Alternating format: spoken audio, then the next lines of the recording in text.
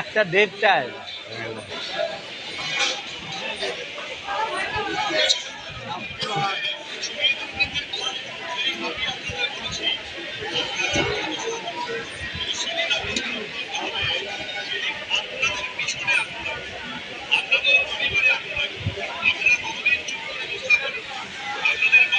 আবার একদিন দেখবা প্যান্ডেলে ঝামেলা হবে, বুঝলে যাবে স্যার? কেন 6 নম্বরটা ফালতু মার খাওয়াচ্ছে।